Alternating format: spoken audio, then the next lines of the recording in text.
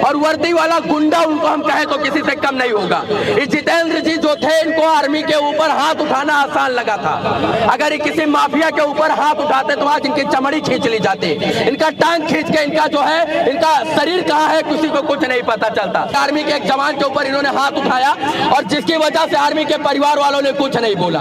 हालांकि DM SDM साहब को आके यहाँ बैठना चाहिए, तमाम नेताओं को यहाँ पर आके बैठना चाहिए, लेकिन कोई आकर बैठ नहीं रहा है। तो क्या कहें, सबका जमीर मर गया है। हमारा ना तो जो है डीएम साहब से कोई शिकायत है, ना हमारा एसपी साहब से शिकायत है। हमारा शिकायत बेईमान लोगों से है। फिर बेईमान कोई भी हो सकता है, चाहे नेता हो या पुलिस के अधिकारी क्यों ना हो। अगर मोतिहारी के किसी भी नेता का जमीर जिंदा है तो यहाँ पर आकर बैठे और न्याय की लड़ाई लड़े, और न्याय की लड़ाई तब तक लड़े जब तक न्याय न मिल जाए। तो बस इतना कहेंगे कि लोग को धन्यवाद देता हूँ कि ये लोग पिछले 7 दिन से अपना काम काज छोड़कर यहाँ पर बैठे हैं, और हमसे भी जितना बन पटेगा आर्मी के जवान के लिए खड़ा होकर, बैठकर, चिल्लाकर, आवाज उठाकर, न्यूज बनाकर, वीडियो बनाकर, दम लगाकर, जेल जाकर यहाँ पर उनकी आवाज उठाने का प्रयास करूंगा।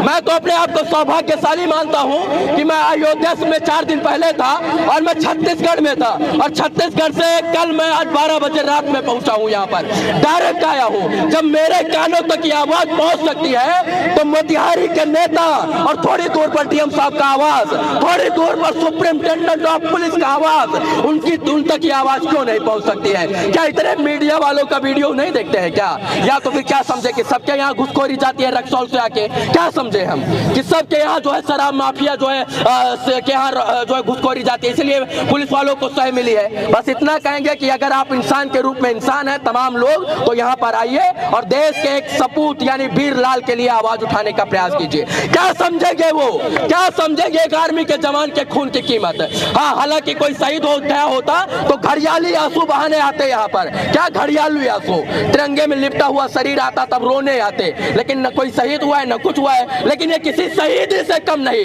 ये तमाचा है सिस्टम के ऊपर कि दिन दिहाड़े आर्मी के जवान को मारा जाता है, भरी बाजार में मारा जाता है, माँ बहन की गाली दी जाती है। ये किसी से जो है शहीदी से कम नहीं है। डूब मरना चाहिए। एक शपथ दी जाती है, वर्दी की, संविधान की कसम दी जाती है कि हम देश की रक्षा करेंगे, बॉर्डर की रक्षा करेंगे, देश के लोगों की हिफाजत करेंगे। हालांकि बॉर्डर पर रहकर किसान का बेटा जवान देश की रक्षा करता है, लेकिन बिहार पुलिस जो है वो अपने कानून को, अपने संविधान को धज्जियां उड़ाकर उसको कोठे पर और इसके बाद छत पर रखकर जो है अपने आप को बेचने का काम निरंतर करते रहते हैं। अगर इस तरीके से आर्मी के जवान को मारा जाएगा तो शायद से कोई किसान अपने बेटे को आर्मी का जवान बनने के लिए सेना पर भेजेगा, कोई माँ अपने बेटे को जो है जवान नहीं बनने देगी। आज यहाँ पर पत्रकार लोग उपस्थित हैं, पत्रकारों के ऊपर भी आज आता है, ये खबर दिखाएंगे तो हो सकता है इनके ऊपर FIR कर दिया जाए, ये धरना पर बैठे तो हो सकता है ऊपर इनके ऊपर FIR कर दिया जाए। लेकिन ये लोग आज आजादी की दूसरी लड़ाई लड़ रहे हैं, और अगर सच में ये लोग आजाद होते